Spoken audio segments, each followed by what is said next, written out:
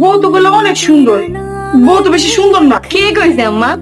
রাইতের অন্ধকারে তো এই কারণে হয়তো বা ভালো লাগতেছে না। বউ অনেক সুন্দর। হ, তাও হইতে পারে। সাবধানে আইসো। তুমি কে? আমি নাজমা।